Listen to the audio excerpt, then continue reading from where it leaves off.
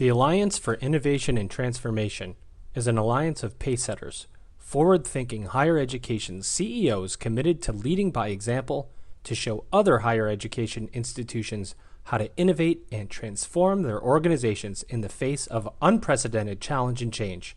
They offer learning, development, and networking opportunities focused on customer-driven value, innovation, transformation skills, and techniques, and approaches to help colleges and other organizations achieve the long-term sustainability necessary for their survival. AFITHigherEd.com is where you can check them out. AFITHigherEd.com. 3 higher ed authors, 100 plus college and university presidents, dozens of actionable insights for academic leaders. Commencement, the beginning of a new era in higher education, is now available on Amazon.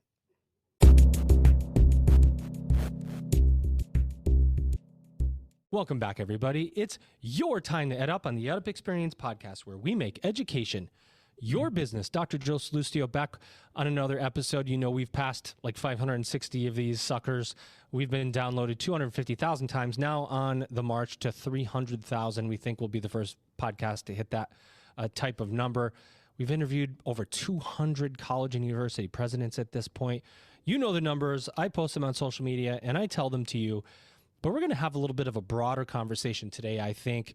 We'll talk about higher ed a little bit, but we're going to talk about people, or I'm going to talk about workplaces. And I've got somebody from a company near and dear to my heart that's along for the ride with me, because I've attended their conference the last 2 years. Here she is. She's Richa Batra, and she is the vice president and general manager at Anthology. Richa, what's going on? Hi, Joe. Thanks for having me. And I'm especially excited for this particular conversation because I do manage a large team. So I'm excited to be able to learn from Tony today. Well, that brings up a question. And how large of a team do you manage, Richa, so that we can understand how much Tony's answers will affect the people that are reporting to you? Absolutely. I have a team of 1,200 throughout the year. And since we are higher ed K through 12 focused, we will double in size over the summer in preparation for back to school. Holy crap. That's a lot of people. It is a lot of people. That's a lot of people. You got to know what you're doing if you're managing that many people. That's pretty incredible. Well, here is, ladies and gentlemen, I want to bring him in right now because I think we've got a lot to talk about.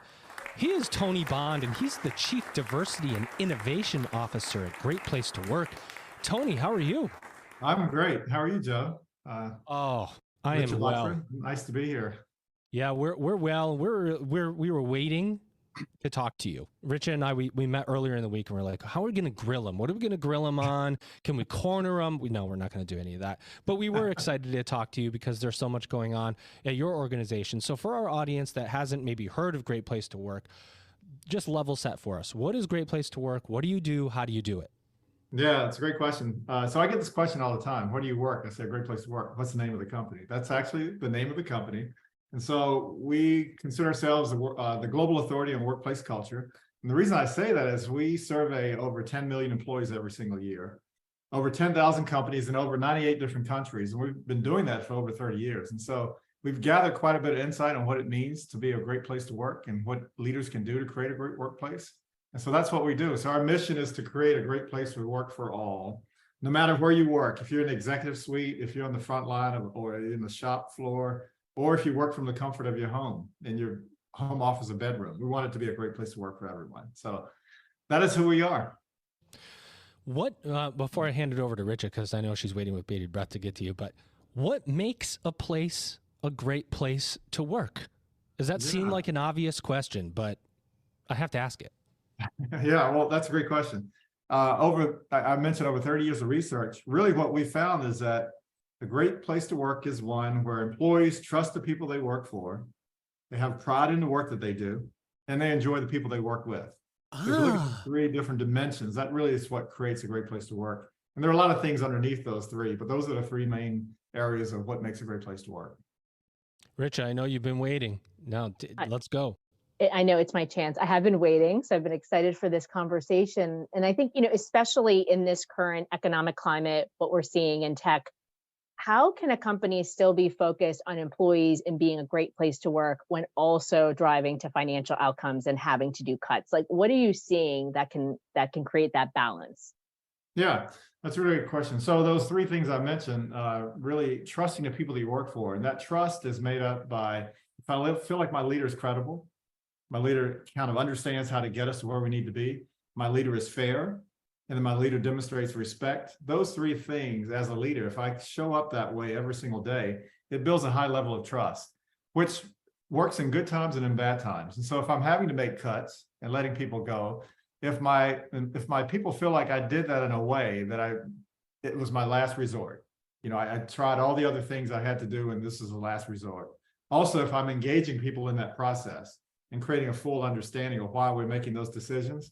So if we're living that way and we're illustrating trust and how we operate every single day, I feel like that's the key to making it a great place to work, whether it's a great time or not so great time. So leaders can do that, but being fully transparent, leaders being able, open and honest about the things that their decisions they're making, exposing themselves to people so that people have an opportunity to ask me questions. Those natural things that we know create great leaders hold true in times like this. And so hopefully those are some examples of, what it takes to navigate the terrain, the territory that we're in right now, and how to make it a great place to work. Nailed it. I thought that was really good guidance. And I mean, we've heard this statistic as well before that people leave the people that they report to as opposed to companies. So I think what I'm hearing from you is even if there's disruption going on within organizations, the person that you report into can make and change that culture for you and make that environment still a great place to work. Totally true. And that's the challenge of a great place to work. How do you make it consistently across the organization so that every single leader shows up that way? And it's not not an easy thing to do, especially as you get larger at scale. It's a really complicated thing to do. So that's what makes these great places to work pretty special. There's a lot in that when you talk about how do you get everybody or every leader in your organization to do or to represent themselves in the same way. And engagement, disengagement, turnover. I don't know. I am one person that believes that one person can, and you probably do too, Tony and Richa, but one person can affect a culture. It could be one person that affects it positively, a person that affects it negatively, and then you take that and times that by the number of people that you might be involved with or work with or report to and so on. And there's just a lot of variables in that and so there has to be almost this unsaid commitment to making a place a great place to work. It's almost like an honor system where almost others have to hold you accountable and eliminate negativity when it pops up, because that's going to affect you and your workplace, the way you feel about your workplace, right? I mean, there's so many variables to consider. Yeah, it's so important. So that's why it first starts, it has to be a shared aspiration at the very top of the organization, because if it's not there's not a shared aspiration and alignment at the very top, all the other things you try may fall flat. And so you start there, and then the question becomes, how does it get cascade down throughout the whole organization? It's sort of a top-down, bottom-up approach that needs to happen. And so you really have to engage your employees, because it's everyone's responsibility to make it a great place to work, not just leaders. There's an obligation and a responsibility from employees to make it a great place to work. So shared aspiration at the top, engaging everyone, creates this whole system that ends up being a great place to work. Let me ask you about your title. I found it really interesting because I was getting excited to meet with you, and it was the Chief Diversity and Innovation Officer. And typically when you look throughout industry, those are two separate people. There's your Chief Innovation Officer that's primarily involved with technology, because you think innovation, and I think a lot of brains go to technology and so on. And then you see Chief Diversity Officers that are focused on people or increasing diversity among staff, amongst faculty in higher education in particular. How did that come to be? And talk to me about your role and why those two things are so importantly connected with your role at Great Place to Work. Yeah, I love the question, Joe. So probably around 6 years ago, the title was Chief Innovation Officer, and you kind of described what that means. And then our CEO really challenged us, because even part of what we do is recognize companies for being a great place to work. So we have the 100 best companies to work for in partnership with Fortune. And so when Michael Bush took over the organization, he sort of looked at that list and looked at the top companies and just really said, I know people who work there and it's not necessarily a great place to work for them. And he just kind of went down through the list. And so it changed the mantra of what it means to be a great place to work. He forced us to say that it has to be a great place to work for all. So if we say for all, then that really gets you into the diversity, equity, inclusion, and belonging conversation. And at the time, Chief Innovation Officer, we felt like, you know what, the biggest innovation challenge that exists right now is around diversity, equity, inclusion, and belonging, creating a great place to work for all. So it simply made sense. That's one of our biggest innovation challenges. Let's bring that into your title. And so that's how that whole piece came to be. Kind of a fun conversation that Michael and I had together. My role is really, it continues to be innovation. So how do we evolve our methodology and make sure that we're doing what we need to do? But on top of that, we know that DEIB is front and center for most organizations. And so a lot of my time is spent helping organizations figure out how to become a great place to work for all, how to innovate, how to create some breakthrough ideas when it comes to diversity, equity, inclusion, and belonging. And a lot of the focus right now is around really 4 areas. We think in terms of equity and representation. How do we create opportunities for people, equity and opportunity, equity and compensation? We know that pay isn't fair across the organization, and also equity and well-being. Because over the last several years, we really have realized how important well-being is. And so that's a big focus area over the last 2 years in those 4 areas, and helping organizations navigate those areas. I like your style, dude. Richa. I love it. No, along the lines of DEIB, I think this is one of my key questions. I'm on the committee within Anthology. Let me just ask you, how can institutions, organizations, and companies create DEIB where it's making an impact in the organization and it's not perceived as a checklist item? What are some guidance that you have for us? Yeah, I think the first thing is you really want to scan the environment and get a sense of where are there inequities. And so I have to look at all the things I do, how I hire people, how I promote people, how we incent people, how we care for people when they need to be cared for, whether there's some discrepancies in in-office experiences and remote experiences. So I look across the board and find out where are there opportunity areas. And that's a great starting point. And then just like to be a great place to work requires this shared aspiration, the same with diversity, equity, inclusion, and belonging. At the very top of the organization, we have to share this aspiration to create this culture that creates a sense of belonging for everyone. And then we also have to make sure that we have the voices of the people that we're trying to serve. And so a lot of companies, you'll hear it's pretty commonplace to have employee resource groups.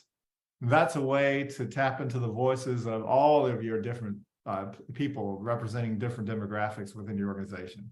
And those conversations kind of get a sense of how we can not only make the experience better, but how can we leverage these different employee groups to help us drive innovation, help us drive productivity, help us grow our organization. So all those things combined, I think that creates this kind of a generative conversation that leads to some strategies that you can take going forward. Epic. I have a few follow-up questions from that as well. I mean, when many of us are in hybrid work environments, some of us are still in fully remote. How do you create that sense of belonging, or what have you seen that's driving sense of belonging in global and remote workforces? Yeah, I love that. And I think that's going to continue to be a challenge. It's like a clear sense of purpose. And so I'm doing my job, whether I'm doing it from my home, if I'm doing it in a way that I feel like I'm achieving something larger than just my task, my job truly has a purpose. That helps me create the sense of belonging no matter where I am. If my leadership can make expectations really clear, and I have a clear view of what we're trying to accomplish, that's really, really important. But I think one of the things that I find that's critical to this conversation is this whole development, learning. I feel like I'm getting better at what I do. What I do is valuable, but I'm also getting better at what I do every single day. That also helps facilitate this sense of belonging. So there's so many different ways that you can do it as a leader, but I think what we found that when we were moving to the virtual world, the leaders that reached out, they helped the employees feel like they were operating from a sense of purpose. They really focused on their well-being. They gave them a sense that they were learning and getting better at what they're doing. They created this sense of autonomy. What you produce is important, but how you do it, there's some flexibility around it. All those things probably are key to contributing to a sense of belonging in a virtual world. And I would also say that probably we're meeting more in the virtual world than we did in the physical world. I was Zoom going to ask you, makes it easy Tony. for us to be together. And it also kind of gives everyone a voice. When you're talking, you can't have multiple people talking at the same time on Zoom. So technology has worked in our favor, I think, in a way of creating that sense of belonging and connection. Did you just say that because I tried to interrupt you? Well done. Well done, Tony. That was well placed, I have to say, because I was going to lightly and politely interrupt you and say that what you're saying, it hitting home, because what I felt was a huge phenomenon in myself and I was managing people remotely, obviously during COVID, is the shift that I had to make from a reactive to a proactive check-in with my employees, where when I was in the office, as I am now, a lot of things come to me. Employees come to me and something, I'm going to get my water bottle filled up and two people catch me on my way to go somewhere, and everything kind of revolved around me as a leader. And when you are remote or you're dealing with employees who are in different areas than you, how much more proactivity there would have to be in scheduling time to check in on these people and scheduling time to find out what's going on, because not everything was coming to you as easily as it would when you were in person. I think a lot of people struggled with that shift, and time would go by before they'd check in with an employees, and those employees checked out. Right. Yeah. It almost changes also kind of the role as a leader. It was, especially during early in pandemic, it was more of a centralized coordination. I have to make sure that I'm coordinating things and moving the pieces around and knowing what's going on with people, but a little bit of more of a decentralized decision-making. People were kind of on their own and getting things done. And so I think it challenged the way we lead to a great extent. More of a centralized coordination and communicating with people, decentralized decision-making. And things got done really well. So if I'm listening to this podcast, I see I'm saying call, look at that. I'm listening to this podcast and I'm thinking, well, I'm a leader and my place is a great place to work. I mean, I'm listening to these people talk, Joe, Richa, and Tony, and boy, this is my institution. This is my company. It's a great place to work. And how do I know that for sure? How do you work with Great Place to Work to find out if that's actually true or not? What's the process that exists? What's the processing? It's really gathering data, the voices of the employees. So we survey. I mentioned how many people we survey every single year. We survey people and we have different statements that tie to those dimensions of being a great place to work. The dimensions of trust that I mentioned, credibility, fairness, and respect. We also survey people around what is the level of pride you have in the work that you do. And also, how does it feel to work with the other people in your organization? The sense of camaraderie. And so we survey those things through 60 or so statements. And then we also have benchmarks. And so we've collected data for many different organizations across different industries, across different sizes. So if I'm working at company X that has 1,000 employees and I'm in the manufacturing sector, I can see how well I'm matching up based on being a great place to work to others like me, or the best of the segment that I'm in. And so that's really how we do it. It's no secret that there are considerable challenges facing higher education right now. The teaching and learning methods of the past are becoming obsolete, and time-worn processes have all but lost their effectiveness. No longer will the take no action or move forward with incremental change mindsets sustain operations. Colleges are closing their doors at an alarming rate, and some are teetering on the edge of existence. It's time to join the Alliance for Innovation and Transformation, better known as AFIT. Check them out at afithighered.com. That's AFIT highered.com. If you want to be at the forefront of technology and innovation in education, it's time to look at AFIT. You know that the world of higher education is experiencing evolutions and revolutions. You want to be part of the progress. Commencement, the beginning of a new era in higher education with insights from more than 100 college and university presidents, will show you how. Get your copy of Commencement, the beginning of a new era in higher education now on Amazon right away. We think you're going to love it. It's amazing. Tough to hear the truth sometimes. You can't handle the truth. It is tough to hear the truth. I give an example. Even as we speak, and we've been doing a lot of research around well-being because that's really, really important. You hear a lot of people talking about it. 75% of the executives feel like people are managing things pretty well. There's a kind of a great sense of well-being, while our data tells us that 1 out of every 4 employees feel like they're burning out or burnt out. So there's a disconnect. So the data comes back. I may have one view of how things are happening, but the truth comes in the data. And so, yeah, it's sometimes hard to hear those things. And to add to that, yeah, Joe, I would love to be able to ask a little bit more here. When we talk about health and wellness and well-being driving company performance, what is your guidance to either university, college leaders in education or companies to be able to set that tone? Because I think sometimes it's conflicting that we want to give our employees unlimited vacation and time off, but here are the results of the business that we need to perform to. And people higher up may be working those round the clock hours and on days off. What is your guidance in setting the right tone and making sure our employees know that their well-being is the priority? I think it's important as leaders to share stories. Like, we're not immune to any of this. And so to the degree that we can share stories and share the realness of that, we, our, I guess, the human side of us creates the conditions where it's okay for people to have that conversation in the workplace. But it's hard for a lot of leaders to do that, to be open and transparent around their own challenges that they're experiencing, especially over the last couple of years, with the pandemic environment.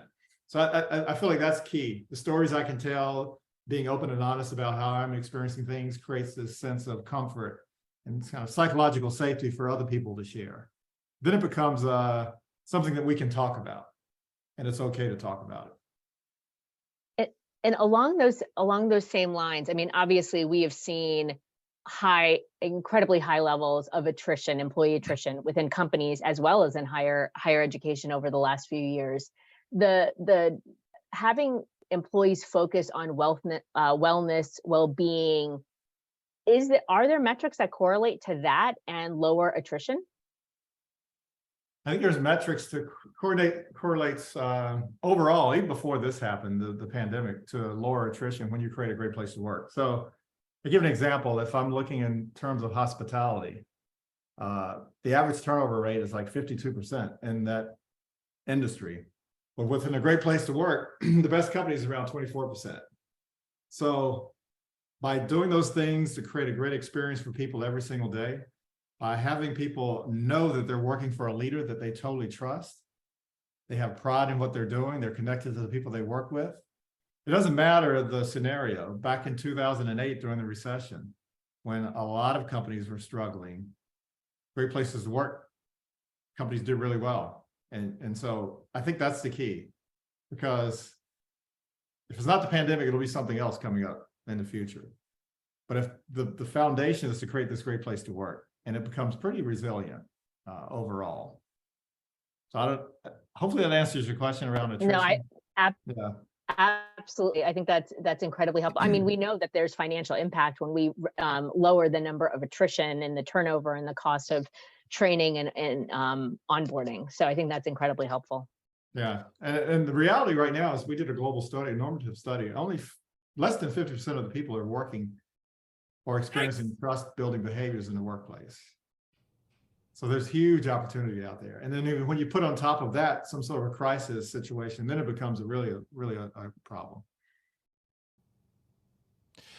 I'm thinking that's usually a good sign that I'm thinking, because I've done so many of these episodes. Sometimes I get robotic with my questions, and I do want to recognize that this is the part of the episode where I poke my guest co-host to stop asking better questions than the host, just for the record, Richard, but we'll talk about that later. But I do want to just recognize that there's a certification to become a great place to work. And for those listening that go, you know what, this sounds pretty cool. I want to be certified or recognized as a great place to work. Can you tell us about that process, what that looks like, how that goes, what's involved?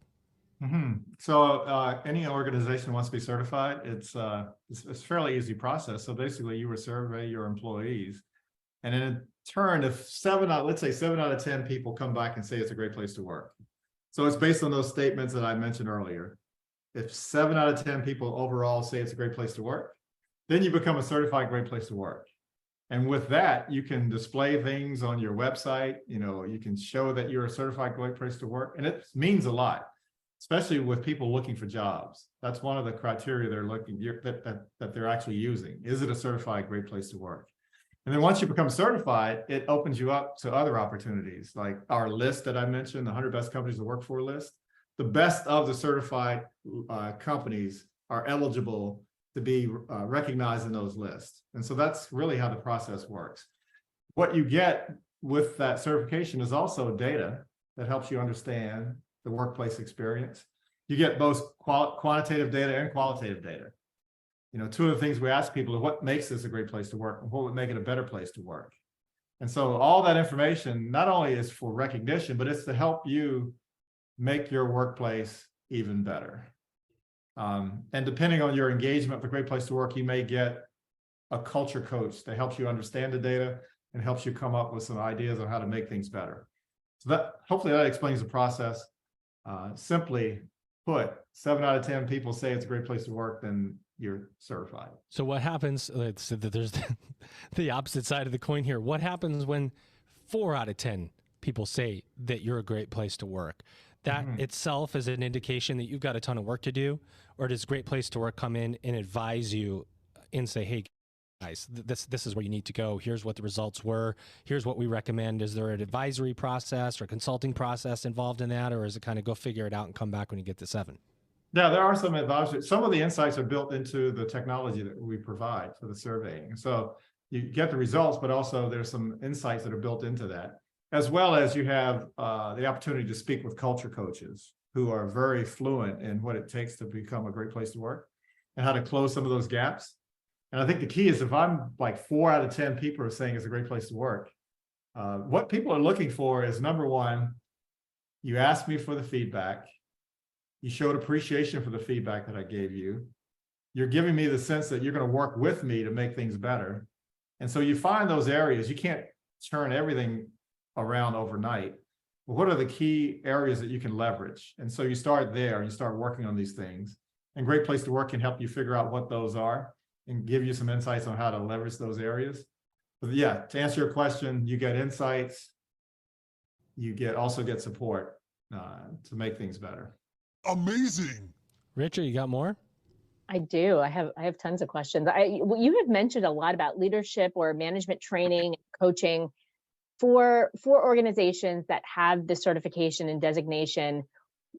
How much money are they investing in leadership and development compared to organizations that are not one of the great places to work? That's a great question. I don't know if we have actual numbers on what's being invested, but we do know that there's a strong focus and an investment in these leaders, because here's the thought: no matter what you're trying to do, I believe innovation sort of lives and dies at the middle of the organization, like middle management. And often they're the last ones to be engaged in whatever you're trying to do. It starts at the top, you do a lot of grassroots stuff, and then all of a sudden it comes to the middle manager's plate. And so I find that these organizations that are doing a great job are heavily investing in middle management because they're high enough to have a bird's eye view, but close enough to have a worm's eye view. And so that's really where things are really made. The experience is made. So there's quite a bit of investment in leadership development. Quantifying that, we don't really have those metrics, but I know that it's a top priority. I love hearing that. I have spent a lot of time in training and, have spent time professional development within myself and then within our team. So it's great to be able to hear that feedback. Yeah, sometimes it goes beyond training. We all have gone to like amazing training events. And then once we leave, it's like the further you're away from the training, it sort of dries up. Like you were in the lake, you were immersed. And then when you walk away, it's kind of gone. And so the question is how to help these leaders in the flow of work that they're doing understand how to make things better, how to make things a great place to work. So sometimes it's formal training and other times it's just helping me understand in the flow of work, what are some of the things that I can do to create a great experience. That's great. Thank you for sharing. How do you scale your culture? That's one of the parts of your website that I really loved to read about. It was, because we're talking rapid growth, right? And one of the segments of higher education or higher ed adjacent segments is ed tech, and ed tech is just exploding. And I'm not saying this because Rich is on the phone. She works for Anthology, which is a massive company, and I don't know, $4 or $5 billion organization now. But scaling is hard, and it's hard to maintain culture when change happens so fast, right? And this can happen in traditional higher education institutions or any business too. The pandemic forced higher education to really adapt in a lot of ways, and we found that we weren't ready, and now we're catching up, and things are breaking and having to be remade, and change is coming fast and furious because the student is defining how they want to learn, and educational institutions are now trying to figure out what that is and how they can offer it as fast. And so between ed tech and the evolution of higher education, there's just so much change. Scaling culture, a positive one, is challenging amidst change because people don't like change. Tony, I don't know if you know that, if your stats say that, but any leader knows that sometimes within the change learning curve, as it were, there's just your early adopters, and then there's the anchor, and you got to pull them along.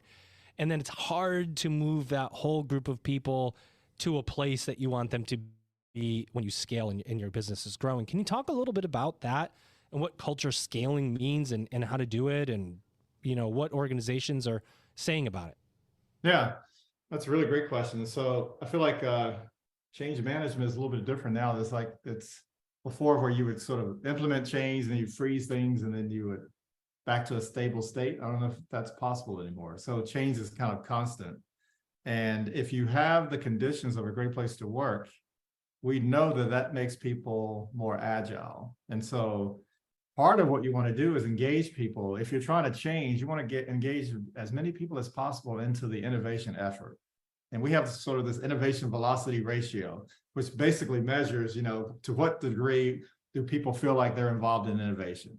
Because when they are involved in innovation, then almost 9 out of 10 people are saying that they quickly adapt to changes, and as well as they look forward to coming to work. So that's one way to scale things, is to involve people in the changes that you're trying to create. The other thing is, if I can touch as many people as I can every single day over a long enough period of time, the whole culture is going to change and be what you want it to be. So it doesn't happen overnight, but if I can be consistent in surveying my people, getting a sense of how they're experiencing the workplace, focus on getting as many leaders as I can bought into the type of culture I'm trying to create, have a really strong mission, it becomes more than just something on the wall, but it becomes a way that we make decisions. Our values become how we make decisions around here. All those things are kind of the bedrock for making the strong culture that you want. So it's more than just having values on the wall, but that's how I make my decisions. On top of that, I engage as many people as I can in the strategy and the innovations that I'm trying to create. And then also I try to get as many managers, and it may not be everyone at one point, but I have some leaders within the organization who get it. And they're just kind of displaying the behaviors that I really want everyone to display. How do I recognize those leaders? How do I lift them up as an example of what we're trying to do? So I've sort of rambled and gave you a lot of things, but I think all those pieces are kind of important to create the culture you want, but also to make people ready for change, whatever it might be. The great thing about this podcast is you get to ramble as long as you want. As long as you want, Tony. Richie, do you have any additional questions before we wrap up with Tony? One question that's been on my mind when we talk about DEIB, how are companies and institutions measuring the success of that? Because for everything else, we're measuring based off of KPIs and financial measurements. How should we be looking at the success of DEIB in our organizations? Yeah, I think those 4 things I mentioned. So number 1 is we look at the representation within the organization. We look at the opportunities that are being created for people and what is the equity like within those areas. And you can look at pay as well. But then also the survey, there are statements within our survey that really gets to the sense of belonging. So you want to look at, if you survey all of your employees, what's the difference between the people having the greatest experience and the people who are having the worst experience? And how does that play out across demographics? And if I'm finding that women scores are significantly lower than others, then that gives me a strategy, an area for me to focus on within my strategy. And so I start to measure the experience that those particular people are having over a period of time. So I think those are some key numbers to look at. The experience people are having, my representation numbers, my opportunities I'm being created and who's moving into those opportunities, and just the overall sense of belonging that people are giving us through surveys. I think those are probably some foundational things, metrics to look at. Tony, I'm here taking some notes because I think these are great, very specific action items I can take, and I think everyone listening to the podcast can too. So thank you for sharing that. You're welcome. I got to admit, I did come up with one more question because I don't want to let you go with that. Actually, I have three more, but two of them are to kind of close out the episode. So, but I am going to ask you this because as many as you have, Joe. Yeah, so I have three more questions. I guess I'm trying to make an excuse, but no, honestly, there are internal factors that affect culture, and then there's external factors. And one of the disruptors right now is artificial intelligence. And you don't have to have an answer for this because I don't know if there is one, but people were freaking out, and some are still, that AI is going to take over my job and it's going to eliminate the need for this or eliminate the need for that. Is AI disrupting workplace culture right now in some of the organizations that you're working with? I believe it's starting to. I think we're like at the tipping point. So it hasn't really disrupted these workplaces and cultures to a great extent, but it's only just begun. So I don't know what it's going to look like a year or two from now. That's something we have to kind of get a hold of and discuss. So it's not a disruption at this point, but it will be. And that's why it's so important for people who are creating the technology to look at it through an equity lens, a DEIB lens. But yes, great question. I don't really have an answer, but it's not a big thing right now that's disrupting these organizations, but it probably will be. Well, let's start the insanity. It's going to happen. It is happening, and it's going to be, it's one of those things where, and I see it all over social media all the time, where it says AI won't replace your job, but somebody using AI might. And do we embrace AI in the areas that we can? Anyway, great place to work. It's an important organization, and we want to ask you final two questions. What did we not say about Great Place to Work today that you want to say? Anything you want to leave us with? Another speaking opportunity you have coming up? Initiatives you have going on within the organization? Anything you want to say? Just take 2 minutes and plug anything about the organization. And then two, tell us what the future of workplaces is going to look like. Yeah, I think I'll start with the last one. What would the future look like? So, don't quote me on the number. Probably around 40% of the workforce is millennial at this point in time, in the 40s, and our results show that probably by 2025, that's going to be up around 70%. And so, if you think in terms of just the makeup of the workplace and the demographics, that's the particular group that's having the lowest workplace experience. And so if you have the majority of the folks having the worst workplace experience, and what are they saying? They feel like the leaders are, politicking is how things get done. Yikes! The leaders aren't competent in how they operate. Yikes! Those things are coming from this population. So I would say, understand the changing different demographics and what does that mean to the organization? And what does that mean to how we lead going forward? Because that's going to be a huge challenge for folks. Beyond that, from Great Place to Work perspective, I would say, go to our website. There's plenty of information there. It's readily available. There's best practices probably that you can use to make it a great place to work. And so this is our mission. This is our purpose. And we know how well we're doing this by how many companies actually get certified. And so I'm happy to say that as we speak, there's probably 5+ million people around the world that are working within a great place to work. And our goal by 2030 is for everyone to be working in a great place to work. So, use our resources. We're all in this together. And so it's kind of a shared mission to make it a great place to work for people. Well, there you have it, ladies and gentlemen. First, Rich, I want to ask you what you thought about this conversation as my first time guest co-host.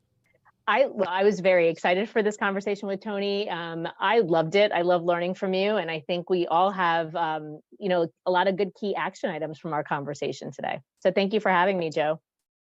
Anytime, you're always invited back now, Richard. You got through your first one, then the rest is cake, right? We get the nerves out and then we do these. But I do want to thank you, ladies and gentlemen. She's Richa Batra, and she is VP and General Manager at Anthology. Conference coming up in July, I think. Isn't that the case, Richa? Yes, I'll see you there in Nashville. Well, I'll be there. You better believe it. And of course, our guest today, he was ready. You heard him. He's Tony Bond. He's Chief Diversity and Innovation Officer at Great Place to Work. Tony, did you enjoy the conversation today? Did you have a good experience here on the podcast? Yeah, Joe, Richard Batra, I really enjoyed the conversation. Thanks for the great questions. And I'm very thankful to have an opportunity to be with both of you today. So thank you. Well, we're going to do everything we can to push the message of Great Place to Work through the higher ed community. If you want to reach out to Tony and find out what's going on, you can catch him on LinkedIn. I know because I just did this morning. And you can go to the website, Great Place to Work, and all the information is there. There's like 1 million resources on that site. I started looking through all of them. It really is amazing. And with that, ladies and gentlemen, you've just EdUp'd. The Alliance for Innovation and Transformation is an alliance of pacesetters, forward-thinking higher education CEOs committed to leading by example to show other higher education institutions how to innovate and transform their organizations in the face of unprecedented challenge and change. They offer learning, development, and networking opportunities focused on customer-driven value, innovation, transformation skills, and techniques, and approaches to help colleges and other organizations achieve the long-term sustainability necessary for their survival. AFITHigherEd.com is where you can check them out. AFITHigherEd.com. It's time to Level up. The beginning of a new era in higher education begins with you. Order your copy of Commencement, The Beginning of a New Era in Higher Education by Kate Colbert, Dr. Joe Salustio, with contributions by Elvin Freitas. It's higher education's must-read book of 2022. Discover how you can seize the moment to change higher education forever. Commencement, The Beginning of a New Era in Higher Education, now available on Amazon. For bulk orders, contact Kate, Joe, or Elvin